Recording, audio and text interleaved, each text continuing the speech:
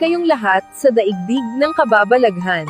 Sabay-sabay nating tuklasin ang mundo ng kahiwagaan. Aswang. Isang salita na mula noon ay pinaniniwalaan pa rin hanggang ngayon. Pero alam nyo ba kung ano ang tunay na pinagsimulan ng aswang?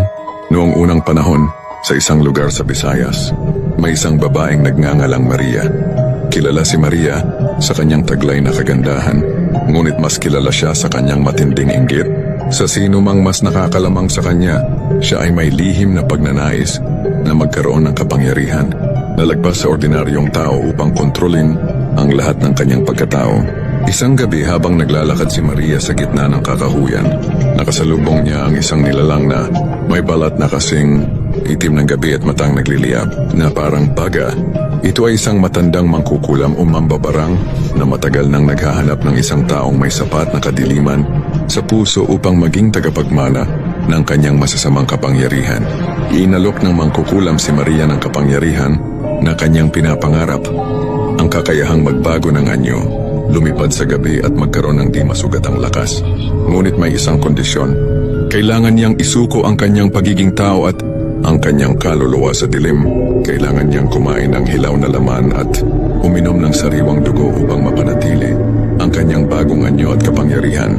Sa simula ay nag-alinlangan si Maria, ngunit ang kanyang matinding inggit at pagnanais sa kapangyarihan ay nanaig. Tinanggap niya ang alok ng mangkukulam. Sa ilalim ng nagtatagong buwan, ginanap ang isang madilim na ritual at habang ginagawa niya ito, naramdaman niya ang matinding sakit at pagbabago. Ang kanyang balat ay naging maputla, ang kanyang mga mata ay nagkaroon ng pulang kislap, at ang kanyang mga kuko ay humaba at naging matatalim. Nagsimula siyang makarinig ng mga bulong ng kagutuman sa kanyang isipan. Si Maria ang naging unang aswang. Sa bawat gabing sumikat ang buwan, lumalabas siya upang maghanap ng biktima.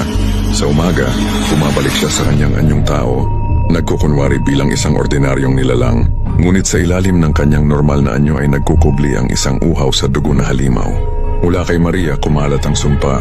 Maaring ang aswang ay nagparami sa pamamagitan ng pagkagat, pagpapasa ng kapangyarihan sa kanyang anak, o sa pamamagitan ng pagkakontra ng isang tao sa masamang ritual. Ang bawat aswang ay may kanya-kanyang katangian.